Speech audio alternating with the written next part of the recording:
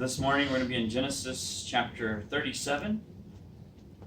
Genesis chapter 37. It's exciting that we've made it this far through the book of Genesis as we've seen God work through Abraham, Isaac, Jacob, and then we get into Genesis 37, and this is still largely about Jacob, but focuses in on particularly Joseph. So we're going to be in Genesis chapter 37 this morning.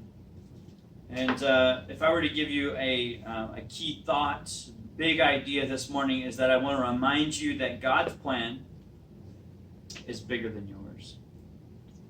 God's plan is bigger than yours. Thankfully, that is the case. And sometimes it's hard to deal with. Sometimes that is difficult as we wrestle with our plan versus His plan. But especially as we go through this last portion of Genesis, we see God working out His plan to ultimately rescue His people. And so this morning, Genesis 37, we've titled this The Lord of Dreams. God's plan is big. Before we get into our text, let's pray together. Father, thank you so much for the opportunity to study your word this morning. Thank you for blessing us with its truth. I pray that you would help us as we seek to understand it, as we try to apply it. I pray that you would give us soft hearts. I pray that your truth would do that work that only it can do in changing us and making us more like you. I pray that you'd help me as I try to communicate this morning, that everything will be easily understood, that there be no distractions. I want to take away from anything that your word says, and I pray that you would help us to give it the attention that it deserves there's that two aspects of communicating, the act of me sharing and the act of everyone listening. I pray that you would just allow all of that communicating to happen in a way that is honoring to you.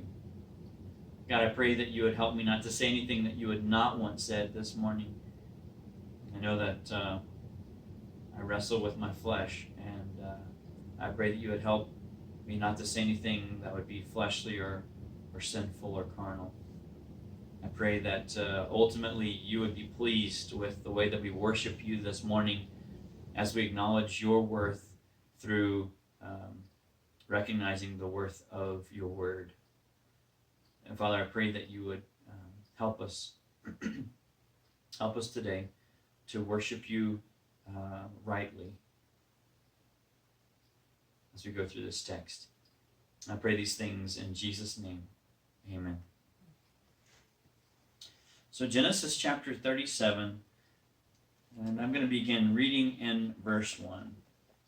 It says, "Now Jacob lived in the land where his father had sojourned, in the land of Canaan. These are the records of the generations of Jacob. Joseph, when 17 years old, was pasturing the flock with his brothers, while he was still a youth, along with the sons of Bilhah and the sons of Zilpah, his father's wives, and Joseph brought back a bad report about them to their father. Now Israel loved Joseph more than all his sons, because he was the son of his old age. And he made him a vari-colored tunic. His brothers saw that their father loved him more than all his brothers, and so they hated him and could not speak to him on friendly terms. Then Joseph had a dream, and when he told it to his brothers, they hated him even more. He said to them, 'Please listen to this dream which I have had. For behold, we were binding sheaves in the field, and lo, my sheaf rose up and also stood erect. And behold, your sheaves gathered around and bowed down to my sheaf.' Then the brothers said to him, 'Are you actually going to reign over us? Or are you really going to rule over us?' So they hated him even more for his dreams and for his words. Now he had still another dream, and related it to his brothers, and said, 'Lo, I have had still another dream. And behold, the sun, the moon, and 11 stars were bowing down to me.' He related it to his father and to his brothers, and his father rebuked him and said to him, 'What is this dream that you have had? Shall I and your mother and your brothers actually come to bow ourselves down before you to the ground?" His brothers were jealous of him, but his father kept the saying in mind. Then his brothers went to pasture their father's flock in Shechem. Israel said to Joseph, "Are not my brothers pasturing the flock in Shechem? Come, and I will send you to them." And he said to him, "I will go." Then he said to him, "Go now and see about the welfare of your brothers and the welfare of the flock, and bring word back to me." So he sent him from the valley of Hebron, and he came to Shechem. Verse 15, a man found him, and behold, he was wandering in the field. And the man asked him, "What are you looking for?" He said, "I am looking for my brothers. Please tell me where they are pasturing the flock." And the man said, "They have moved from here, for I heard them say, 'Let us go to Dothan.'" So Joseph went after his brothers and found them at Dothan. When they saw him from a distance, and before he came close to them, they plotted against him to put him to death. They said to one another, "Here comes this dreamer. Now then, come and let us kill him and throw him into one of the pits. And we will say, 'A wild beast devoured him.' Then let us see what will become of his dreams." But Reuben heard this and rescued him out of their hands and said, "Let us not take his life." Reuben further said to them, "Shed no blood. Throw him into the pit that is in the wilderness, but do not lay hands on him, that he might rescue him out of their hands, to restore him to his father." So it came about, when Joseph reached his brothers, that they stripped Joseph of his tunic, the varicolored tunic that was on him, and they took him and threw him into the pit. Now the pit was empty, without any water in it. And then they sat down to eat a meal. And as they raised their eyes and looked, behold, a caravan of Ishmaelites was coming from Gilead, with their camels bearing aromatic gum and balm and myrrh, on their way to bring them down to Egypt. Judah said to his brothers, "What profit is it for us to kill our brother and cover up his blood? Come, let us sell him to the Ishmaelites, and not lay our hands on him, for he is our brother, our own flesh." He's a good guy now, right? And his brothers listened to him. Then some Midianite traders passed by, so they pulled him up, lifted Joseph out of the pit, and sold him to the Ishmaelites for 20 shekels of silver. Thus they brought Joseph into Egypt. Now Reuben returned to the pit, and behold, Joseph was not in the pit. So he tore his garments. He returned to his brothers and said, "The boy is not there. As for me, where am I to go?" So they took Joseph's tunic and slaughtered a male goat and dipped the tunic in the blood. And they sent the varicolored tunic and brought it to their father and said, "We found this. Please examine it to see whether it is your son's tunic or not." Then he examined it and said, "It is my son's tunic. A wild beast has devoured him. Joseph has surely been torn to pieces." So Jacob tore his clothes and put sackcloth on his loins and mourned for his son many days. Then all his sons and all his daughters arose to comfort him, but he refused to be comforted. And he said, "Surely I will go down to Sheol in mourning for my son." So his father wept for him. Meanwhile, the Midianites sold him in Egypt to Potiphar, Pharaoh's officer, the captain of the bodyguard. That is chapter 37. Some incredible things are going on in this chapter as we see the way that Joseph is treated by his brothers, but also the way that God is interacting with Joseph. First of all, this morning we're going to see that Joseph is a dreamer. Verses 1 through 11, we're going to see the bad. There's a bad report. There's bad parenting. There's a bad feeling. There's all kinds of bad stuff. And as we go through the story of Joseph, you see this contrast between Joseph and his brothers. You see this good Joseph, and you see these bad brothers. And we'll see that even more as we make our way through the story of Joseph. But the contrast is being made even right from the beginning. As Joseph comes in and he gives this bad report. Now, Joseph was about 17 years old. He's pasturing the flock with his brothers. And this is while he was still a youth, while he was still young. He's there with his brothers, the sons of Bilhah and Zilpah. And there are some tones here in the Hebrew that lets us know that he was given some authority, maybe a higher rank than some of his brothers. An example of that was this tunic that was given to him by his father. And so Joseph is kind of watching his brothers, and he gets this idea, I'm going to go back and tell Dad this story. And so he runs back, and he's telling his dad this bad report about his brothers. Now, he gives this bad report, and this word, report or a tale, is a word used in other places of a fictional or an untrue report.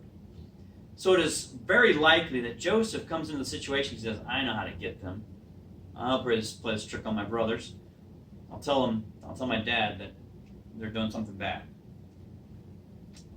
And so he runs back and gives this report to his father. This not so truthful, probably, not so honest report.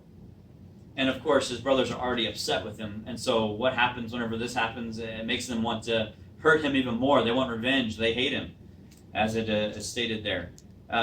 If you've hung out with brothers at any point, you know that this is very likely something that would happen.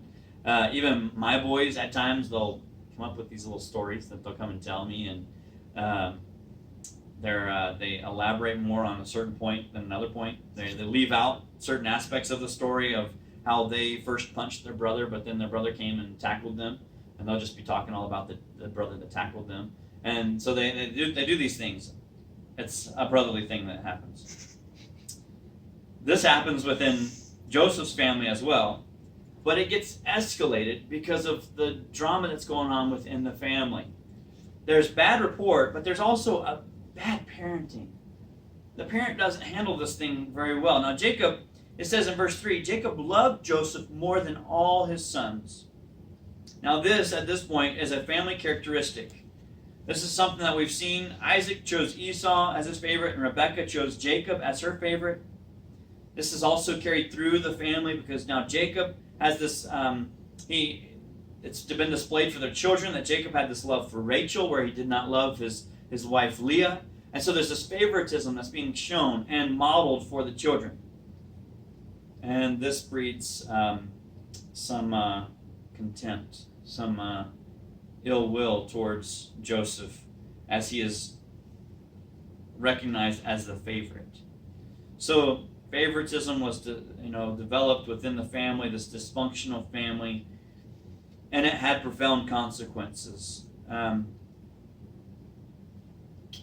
He loved Joseph, it says, because he was the son of his old age.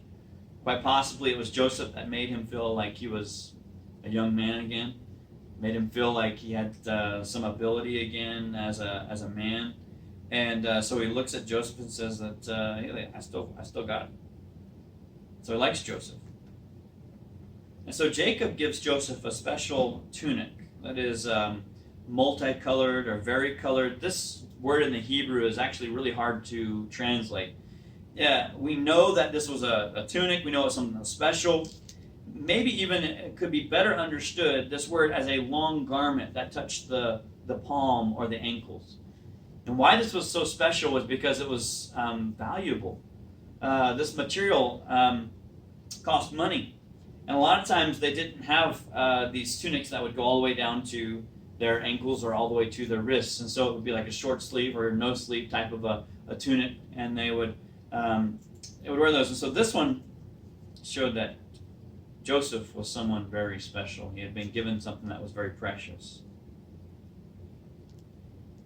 This became the reminder to his brothers every day as they saw this tunic of the love that Jacob had for Joseph. How frustrating it must have been to be in that family and to know that he's the favorite. He's been given this special jacket. Dad loves him more than everybody else. And we're just trying to do what is right, trying to take care of the sheep. And Joseph comes back, and now he's telling these false stories about us. And so Dad is still angry with us, and we're trying to make things right with him. We want to earn his favor. We're trying to do everything we can to have this relationship with our dad, but there's these problems here. And then Joseph, on top of all of that, he has these dreams. And the hatred builds. The first dream, verse 5 through 8, is this picture of these bound sheaves. And what you notice as you look at this dream is that as he tells this story, this dream to his brothers, there's no confusion as to what is meant by this dream. The brothers understood what Joseph's dream meant. They have been raised in such a way that all they can see is that the dreams are about Joseph's superiority. Oh, yeah, I bet you had a dream about how great you are. Yeah, sure, Joseph. I bet that's how it is. Nice jacket. Dream number 2. Hatred builds even more. This dream was about the sun and the moon and the 11 stars bowing down to him. The brothers are looking around and they're like, there's 11 of us. We got a mom and a dad. Okay, I see where this is going. And even his dad gets involved in the second dream and he rebukes him. Why would his father rebuke him? It says in verse 10, he related to his father and his brothers, and his father rebuked him and said to him, what is this dream that you have had? Shall I and your mother and your brothers actually come to bow ourselves down before you to the ground? It says here in verse 11, the brothers were jealous of him.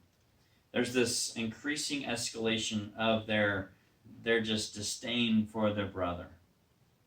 His father, he kept these things in his mind. Of course, Joseph, he's my favorite. He's got dreams. It's weird, but I'm going to keep thinking about this. What you have here is Joseph coming in and declaring this dream, and he's turning culture upside down. This culture was hierarchical, meaning the brothers, the oldest brothers, took this priority before Joseph. And when Joseph comes in and tells his dream like this, it is offensive. It's offensive to his brothers, of course, but it's culturally offensive. He says, you're going to bow to me, the younger brother. You also have this patriarchal culture where there's this respect and reverence for the father of the family. He says, now, the sun and the moon, they're also going to bow to me. And that's why his father's like, no, you should stop that. He rebukes him. He says, that's not true. That's not what's going to happen. But they understood exactly what the dreams meant. And there's this tension that continues to build as Joseph continues to display these things. The fact that his brothers hated him, it comes up over and over again. It states it in verse 4 that they hated him. It states it in verse 5 that they hated him. It states it in verse 8 that they hated him. And then you get to verse 11, and his brothers were jealous of him. And this word jealous, it's got even a heightened usage, even worse than hatred. It's like they're going to act upon this in some sense. So it's almost as if these brothers, it's almost as if you were to get a balloon and you were just to blow it up. And every time that word hatred comes up, you get a huge puff of air and you blow it into that balloon. And it comes up again and you blow it into that balloon. And you huge breath again and you blow it into that balloon over and over again. And eventually something's going to pop. It's gonna explode. Something's going to happen in the family. And that's exactly what we see happen. Verse 12, we see Joseph as a slave. It began with obedience. Joseph was obedient to his father. We see the magnitude of this obedience and the persistence of his obedience. Verse 12, and the brothers were out to pasture the father's flock in Shechem. There was water, there was good food there in Shechem, and so they'd pretty much already killed all the people in Shechem. So they're out there taking care of their animals there. And Jacob says to Joseph, hey, why don't you go check on the rest of my sons? And so Jacob sends Joseph to check on his brothers in Shechem, which was about 50 miles from Hebron, where they were, in the valley of Hebron. Joseph's response is, I will go. Now, this, some say, is a miraculous event in the story. Getting a 17-year-old to go 50 miles to check on his brothers. That's some miraculous event, right? I don't know if you've dealt with 17-year-olds. I remember myself as a 17-year-old. That 50 miles, oh, okay. Is there somebody else that can do this? How can I get out of this? It's hard enough to get them to clean the bathroom. Hard enough to get them to clean the bathroom. Yeah. And so Joseph, he says, I'll go. So he has this incredible obedience towards his father, and he is persistent. He goes all the way to Shechem, and he doesn't find his brothers. He's wandering in the fields. He's walking around. He's confused. As one pastor put it, he was wandering around in people's yards. He's just walking around in this. He's like just looking like he doesn't know what's going on. And he finds out that there's a man that's there, and the man comes up and he's watching him wandering around, probably wandering in his yard. He says, "Hey, what are you looking for?" He said, "I'm looking for my brothers. Please tell me where they are pasturing the flock." The man said, "They have moved from here. I heard them say, 'Let us go to Dothan.'" So this man overheard the brothers' conversation, and he says, "You got to go another 14 miles north." So he's already traveled 50 miles north, and now he's got to go another 14 miles north. I think it's really interesting that there's a man that overhears the brothers' conversation and is able to point out to Joseph, "Oh, you need to go here to find your brothers." Now, I think what you see over and over again within the story of Joseph is God coming into the story and putting the pieces together. This is one of the pieces. God puts a man there to tell Joseph where he's supposed to go. And he has this persistence as he continues to go on to Dothan. You see God's fingerprints on this as Joseph is being obedient. Now this obedience, I think sometimes we get in our mind that obedience equals getting reward or some kind of blessing or some kind of good thing. And there's principles that might lead us to think that way, but that's not always the case. With Joseph, he was very obedient, but we see this contrast again between the goodness of Joseph and the sinfulness of his brothers. It ended with evil. It began with obedience and ended with evil. So Joseph, will see that he was thrown into a pit.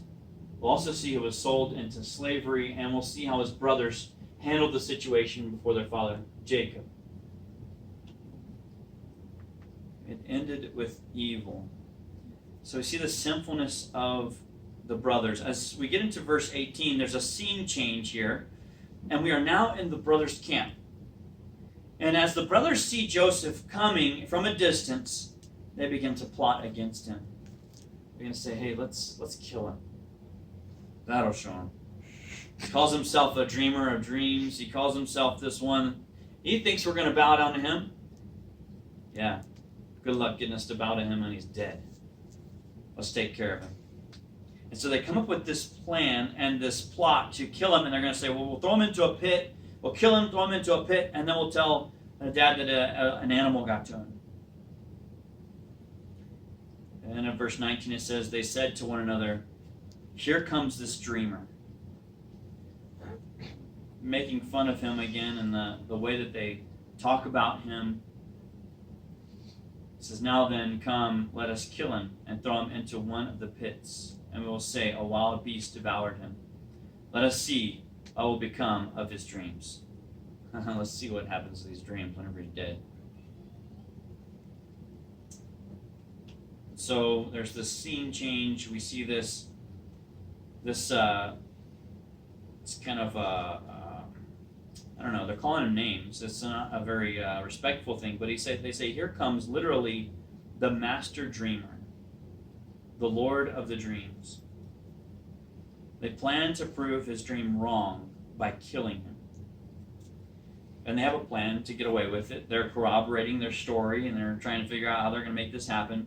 And then we see in verse 21, Reuben unexpectedly comes to the rescue. Now, Reuben is he's the oldest brother. He has sway over his brother's plans.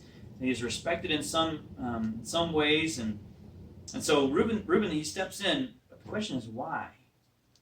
Why would Reuben step in and try and rescue his brother? It says that he wanted to restore Joseph to his father. Now, we know that Reuben has done some pretty heinous things. He's come into his father's concubine. He slept with her. There's all that problem that was going on, and Joseph remembered that. Some believe that this is possibly Reuben saying, maybe this is my chance to get back right with Dad. Maybe I can get back right with him if I rescue the son that he loves. maybe, and because there's so much dysfunction within this family, Reuben's thinking, maybe I can just earn some kind of affection from my father if I do this thing that he would appreciate. And so, when Joseph reaches his brothers, they strip Joseph of his tunic. The same word that is used of skinning an animal. They rip this tunic off of him, and they throw him into a pit, or this cistern, this water storage pit. These pits are usually about 10 feet wide and at least 16 feet deep. So it's kind of a normal thing. Whenever there was someone they were trying to capture them or hold them, they would find one of these cisterns. And in other passages, they use these pits as well. Now it says very carefully that there was no water in this pit. And it points that out. Why? Why does it say there's no water in this pit? I asked my sons this question last night, and they say, well, because if there were water in the pit, you would drown. Yeah, that makes sense. It may also be a way for him to be able to escape.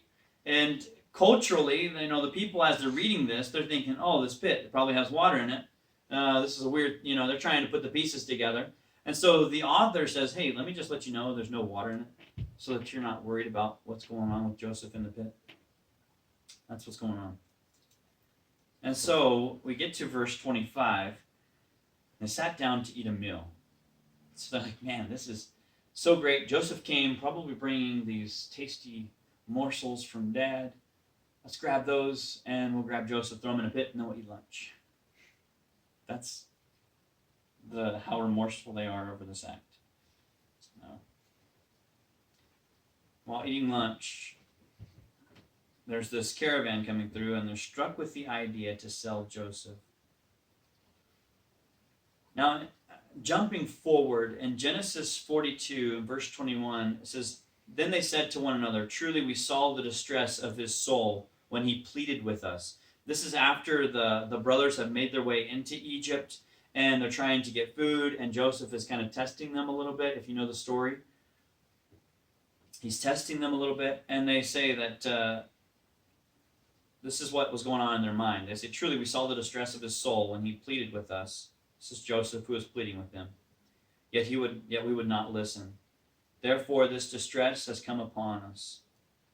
And so it gives us this idea that Joseph is pleading for his life while all this is going on. He's in the pit, and quite possibly he's in the pit screaming for help as they're up there just enjoying their lunch.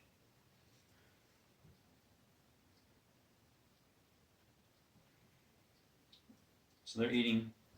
Joseph is pleading. And now they see a caravan of Ishmaelites.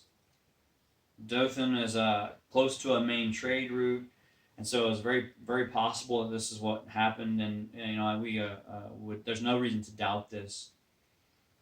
And so Judah then sees a way he can make some money out of this. He says, "Hey, why should we just kill him, or why should we just leave him in a pit? Why don't we sell him?" And then he's like talking about how, yeah, we shouldn't hurt him. He's our brother, right? And he's our own flesh. His brothers, they listened to him. And it says in verse 28, then some Midianite traders passed by, so they pulled him up and lifted Joseph out of the pit and sold him to the Ishmaelites for 20 shekels of silver. Thus they brought Joseph into Egypt. It's 20 shekels of silver. That's the going rate for a slave in his age bracket. And so they're making a little bit of money off of Joseph. Now, there's this question, okay, Ishmaelites, and there's also this reference to the Midianite traders. What's going on here? Two people groups. What's happening? Well, ultimately, the Ishmaelites was a broad term of an area, a group of people in a certain area. Midianites was more specific. And as the Ishmaelites moved into that area, they began to marry into these different groups. And so these two words can kind of be used interchangeably. So Joseph is sold into slavery, and now his brothers have to come up with this idea of what to do, what they're going to do with their father. And let me just point out right here, this becomes an important point as we understand the story of Joseph.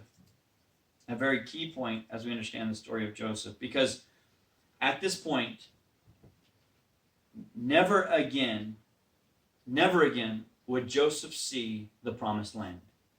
Remember, all of this has been about Abraham, Isaac, and Jacob, the promise of God, establishing a people, establishing a place, all of that kind of stuff that God is doing and working. And now Joseph, he's left the promised land. Never again would he come back into this promised land. What is God doing? Well, what we see with Joseph is something far greater than just this land promise or just this people promise. What we see with Joseph is this faith that he has in God. I know I'm skipping ahead just a little bit, but I want to point this out before we get into this other section too far. I want to point out what Hebrews 11:22 says. And this is a big idea for Joseph, right? For the story of Joseph. In Hebrews 11 and verse 22, now the author of Hebrews, as he works through this list of names, people who are living by faith, he doesn't talk about Joseph being the guy who was given a coat and who was wronged by his brothers. He doesn't talk about the family struggles that he had. He doesn't talk about how he comes up in prominence within the culture and the people of Egypt. He doesn't talk about any of that stuff. But what he talks about in Hebrews 11 and verse 22, it says, by faith, Joseph, when he was dying, he made mention of the exodus of the sons of Israel and gave orders concerning his bones. So he gave some instruction about what they were supposed to do with him even after he was dead. And Joseph was, in the way that he gave these orders, he was displaying his faith. They had not yet gone back into the promised land, but Joseph believed that God was going to give that land to their people. He believed in God. He knew what God had promised. We see in Joshua 24 and verse 32, now they buried the bones of Joseph, which the sons of Israel brought up from Egypt at Shechem, and the piece of ground where Jacob had bought from the sons of Hamor, the father of Shechem, for 100 pieces of money. And they became the inheritance of Joseph's sons. So Shechem being the place where Jacob had sent Joseph, and also ends up being the place where Joseph is buried as he comes back into the land. What you see through the life of Joseph is a man who had this faith in what God was going to do. So these brothers, this contrast, this man of faith is contrasted with the evil, wicked brothers. And so there's no way out of this. We've got to come up with some kind of story. So Reuben, he's apparently out of the loop when this thing is taking place. Maybe he's off taking care of some business. Who knows what he's doing?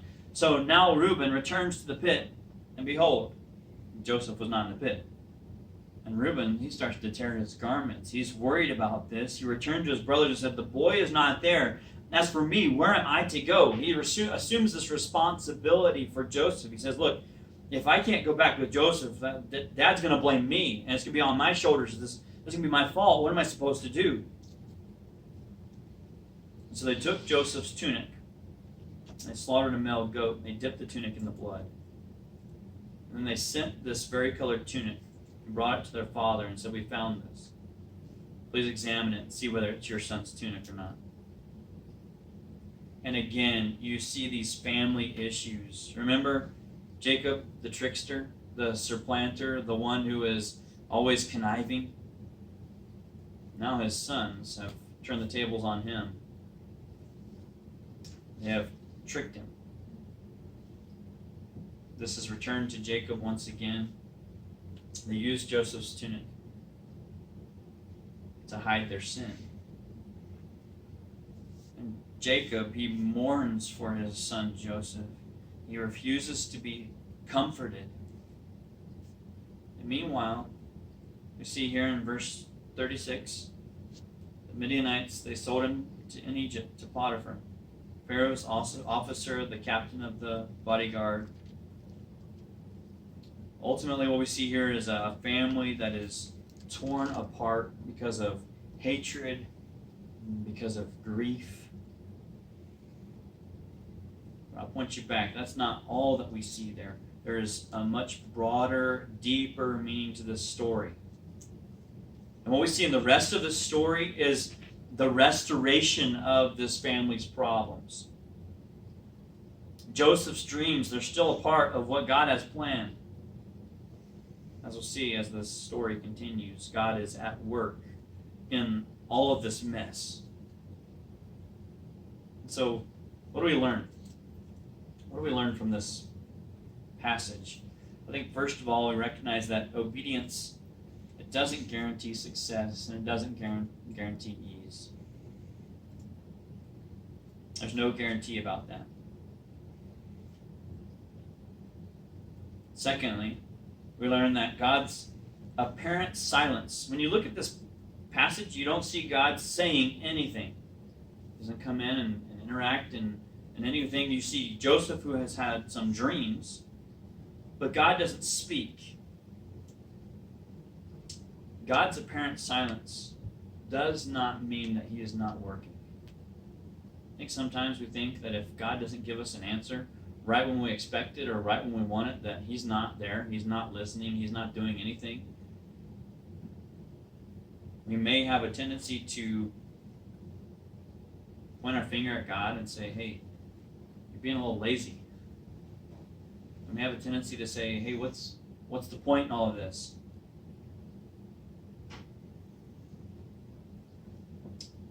God's apparent silence doesn't mean that he's not working. Okay? Flip that around. He's working. Even when it seems like he's not doing anything, he's working. Can I say that again? Can I get that into your head? He's working. Okay? Even when it seems like he's not working, he is.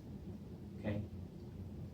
In Genesis chapter 50 and verse 20, it says, as for you, you meant evil against me. This is Joseph speaking. It says, you meant evil against me, but God meant it for good, in order to bring about this present result, to preserve my people alive. God had a much bigger plan than Joseph could have ever foreseen. This brings to mind Romans chapter 8, verse 28, a verse that we're familiar with. It says, and we know that God causes all things to work together for good to those who love God, to those who are called according to his purpose. So for those who are following God, that love God, God is at work, and he's working all things for good.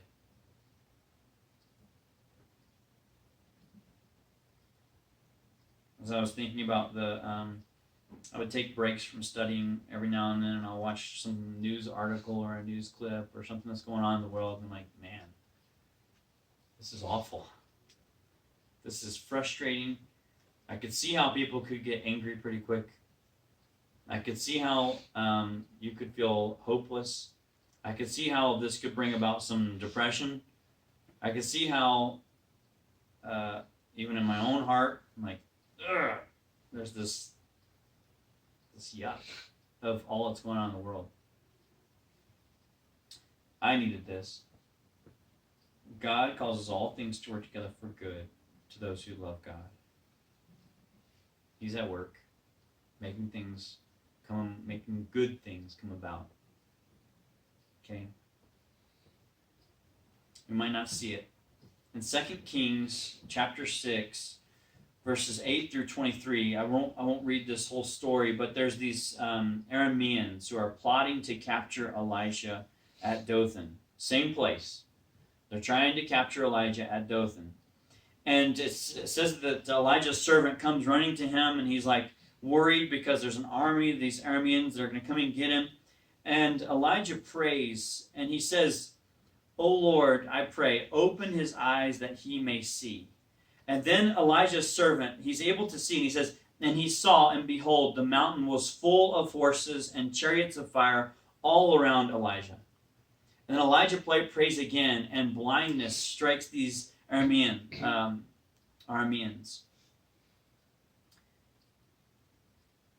the servant couldn't see all of this host of army that God had put there to protect Elijah as Elijah is working through the stuff in the same place where Joseph is going through this issue. Sometimes we can't see what God is doing.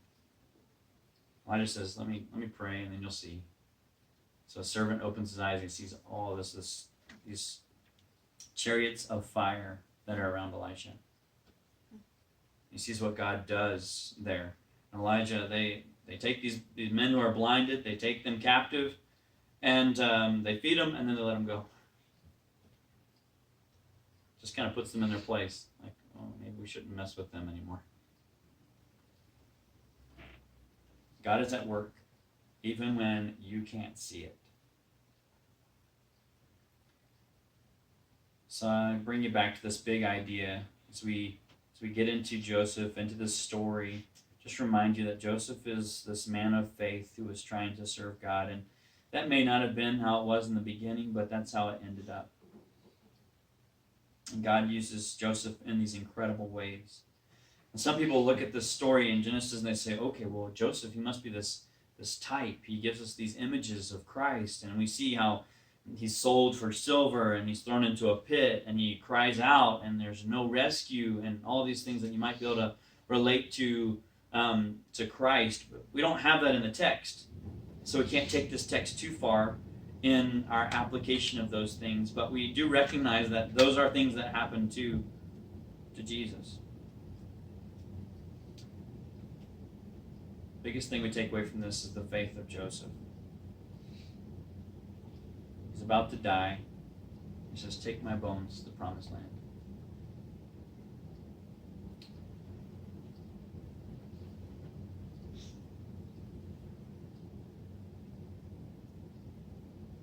You can trust that God is at work in all of this, okay?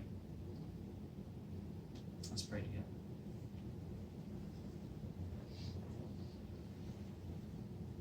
Father, I thank you that you are at work. Thank you that we can trust you, knowing that your plan is far greater than our plan. Thank you that you are working things out for our good. Father, I pray that you would help us to remain patient and consistent and content, especially when we can't see those things that you're doing. Father, I pray that you would strengthen our faith. Help us to have the faith that we need whenever we go through those times where it seems like you're silent. I thank you that we're able to look back at Joseph's life and see the faith that he had and the things that you would accomplish and bringing your people to that land and all the things you were doing in Joseph's life to make that possible, to preserve your people, to rescue Jacob and his other sons. God, I thank you that you're doing those same things, that you have the ability to do the same things in our life as we might not see what you're doing, but we know that you're at work. Thank you that we're able to serve you. And recognize you're the same God today as you were then. I pray that you would help us to follow you whenever things seem confusing or when we can't see how this plan works itself out. We can't see what you're doing in this plan. Father, I pray that you would help us to be obedient and help us to have the right kind of motives as we go through life, as we make these different decisions on a daily basis. And ultimately, I pray that you would help us to have faith as we go through these different circumstances.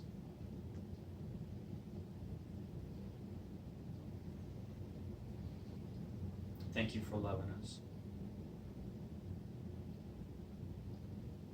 I pray these things in Jesus' name.